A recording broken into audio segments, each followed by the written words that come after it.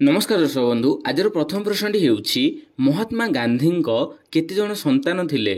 Option A जणे, option B 3 जण, option C 4 जण, ऑप्शन डी केही नुहंती।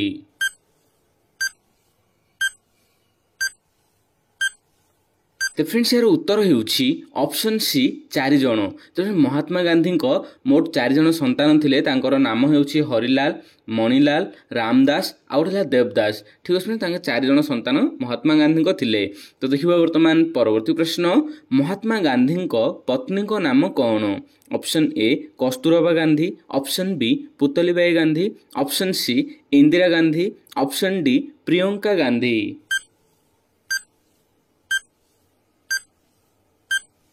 तो फ्रेंड्स यार उत्तर हेउछि ऑप्शन ए कस्तूरबा गांधी। तो महात्मा गांधी पत्नी कस्तूरबा गांधी थिले। तो देखिबा वर्तमान परवर्ती प्रश्न, महात्मा गांधी माता नाम कौन। Option A Sonia Gandhi, option B Putlibai, option C Indira Gandhi, option D Priyanka Gandhi.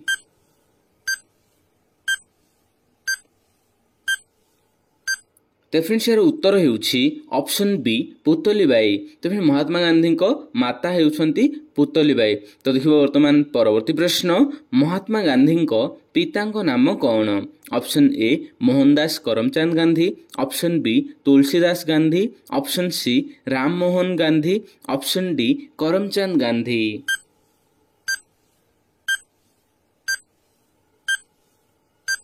तो फ्रेंड्स यार उत्तर हेउछि ऑप्शन डी करमचंद गांधी। तो महात्मा गांधी पिता हेउछंती बा करमचंद गांधी। तो देखिबा वर्तमान परवर्ती प्रश्न, महात्मा गांधी संपूर्ण नाम कौन। Option A Mohandas Karamchand Gandhi, option B Tulsidas Gandhi, option C Ram Mohan Gandhi, option D Naren Gandhi.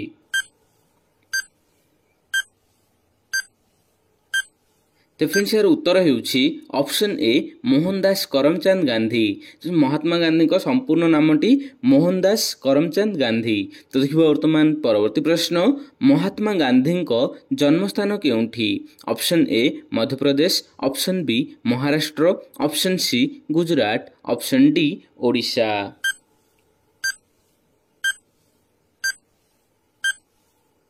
तो फ्रेंड्स यार उत्तर हेउछि ऑप्शन सी गुजरात। तो फ्रेंड्स गुजरात रो पोरबंदर सहर रे महात्मा गांधी जन्म होइथिला। तो देखिबा वर्तमान परवर्ती प्रश्न, महात्मा गांधी केबे जन्म ग्रहण करिथिले।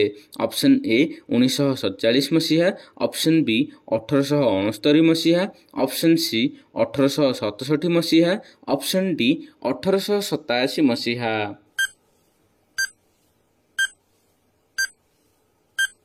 तो फ्रेंड्स यार उत्तर हेउछि ऑप्शन बी 1869 मसीहा। महात्मा गांधी 1869 मसीहा अक्टोबर मास 2 तारिख रे जन्म ग्रहण करथिले। तो देखिबा वर्तमान परवर्ती प्रश्न, महात्मा गांधी द्वारा लिखित आत्मजीवनी नाम कौन। Option A Hind Swaraj, option B the Mahatma, option C the story of my experiment, option D उभय बी एंड सी।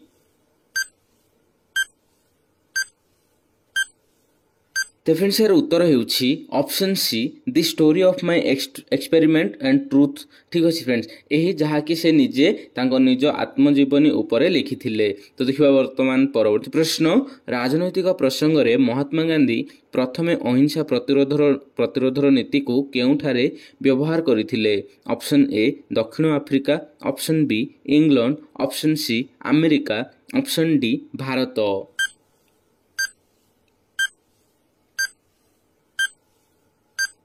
तो फ्रेंड्स यार उत्तर हेउछि ऑप्शन ए दक्षिण अफ्रिका। फ्रेंड्स दक्षिण अफ्रिका बा साउथ अफ्रिका रे सर्वप्रथमे से अहिंसा नीति को आपणाई थिले, काहाकू भी प्रतिरोध करिबा पे। तापर दक्षिण अफ्रिका रे सक्सेस होला पर से भारत रे मध्य सेही नीति को ही आपणाई थिले, अहिंसा नीति। तो देखिबा वर्तमान परवर्ती प्रश्न, महात्मा गांधी को मृत्यु केबे होइथिला। ऑप्शन ए 1947 मसीहा, ऑप्शन बी 1948 मसीहा, ऑप्शन सी 1950 मसीहा, ऑप्शन डी 1952 मसीहा।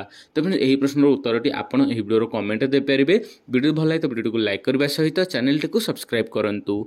जय जगन्नाथ।